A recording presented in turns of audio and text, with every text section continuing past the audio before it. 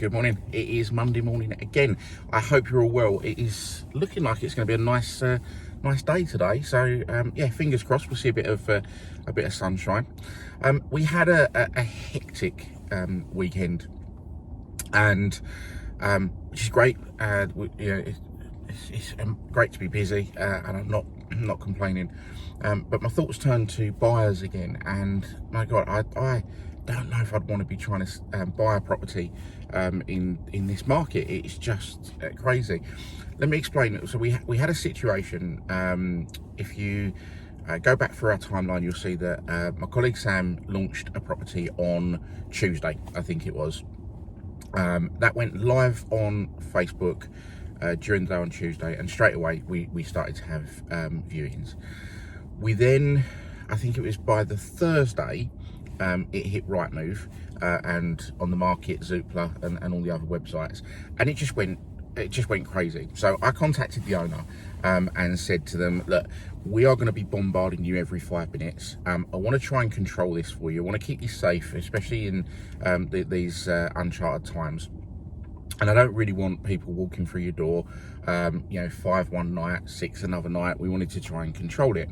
So between the two of us, we agreed that a launch event on Saturday, which you'll have seen we were advertising on here, was probably the best way to do it. So that was arranged. It was agreed that we would attend the property. The owner would go out. She didn't want to be around. A little bit nervous about COVID, and we totally understand that. The first viewing was booked for 11, and then effectively Sam was there all day, and we had viewings every 20 minutes. I think, don't hold me to this figure, but I believe we had between 15 and 18 viewings throughout the day, and we could have doubled and trebled that quite comfortably. Now, in the past, had we had that much response on a property, we'd have just opened the doors and just had an open house.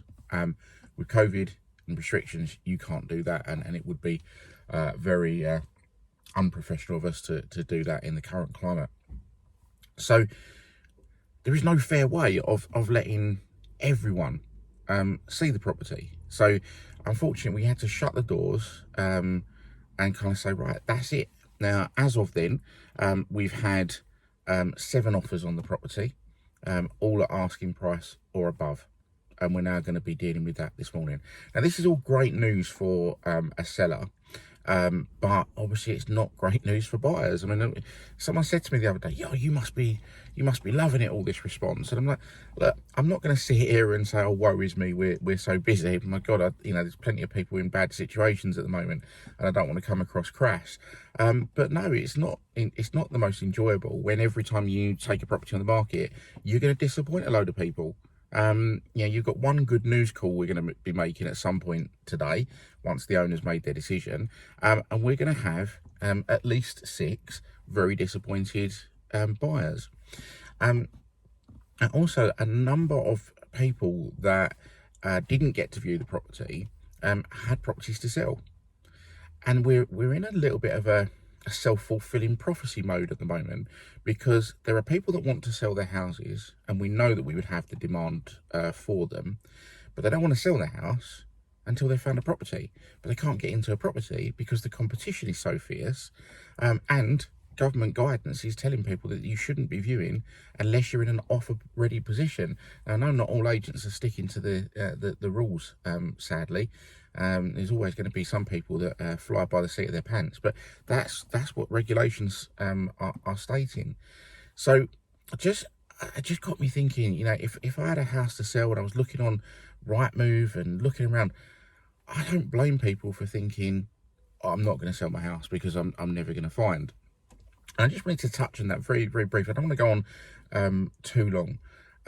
We have spent the last few years trying to mould our service to make sure that if you do it the right way round, and that right way will always be put your house on the market, find a buyer, and then once you found a buyer, start looking around. Okay, we want to make sure that should you find yourself in a situation where you've got a buyer, that you are not pressured to move. And the good thing about having 6 or 7 people fighting over your property is that you can pick or choose not just who's the best offer, but who is going to wait for you. So anyone that's had me value their house, you pretty recognize this, because I say it all the time. My job is not just to find you a buyer. Any agent can do that. To be honest, the way the market is, you could put a sign in a shop window and so I'm selling my house, and the chances are someone will buy it. My job is to A, find you a buyer, B, get the best price possible, and C, and probably one of the most important ones, is make sure that that buyer fits in with what you want to do. Okay, so that means if you need to find that we get you someone that has the ability to wait for you to find a property, we will then ensure that buyers don't have things like searches and surveys done. So absolute worst case scenario, if you really don't find what you want, then your buyer hasn't lost anything and you haven't lost anything. The only one that would have lost anything is me, because I would have marketed the property. But hopefully you can see I wouldn't give that advice unless I genuinely felt, and I'm passionate about this, was the right way to go about it. Okay, so I'm not expecting anyone to kind of look at this video and go, yeah, Steve's right. I'm going to put my house on the market tomorrow. But I just wanted to give a bit of advice, because it's got to be difficult at the moment. Yeah, the frustration of buyers is palpable, and these are people in good positions. Now, does everyone that puts their house on the market go on to find because they've done it the right way around? No, of course not. But I would say if you're trying to find a property at the moment without selling your house, you've probably got a 25% chance of it going in the direction you want it to. If you do it the right way around, you're increasing your chances to 90, and you won't lose any money. So I hope this makes some sense. I don't mean to waffle on these. It's just something that over the weekend it was quite prominent, because the amount of people that were saying, and one lady in particular, fair enough, she said, I just don't know if I'll find what I want. I'm on my own, and I'm scared of putting my house on the market. And I totally get it. And I don't think the industry as a whole is helping each other, because all we're doing is shouting about how successful and we are, and how every property's got loads of buyers and they're going for over asking price, and that's good for sellers. But in order to act in our sellers' best interest, we need to keep buyers engaged, and we need to keep them know that they can move. So I just wanted to drop some advice. I hope it's helped.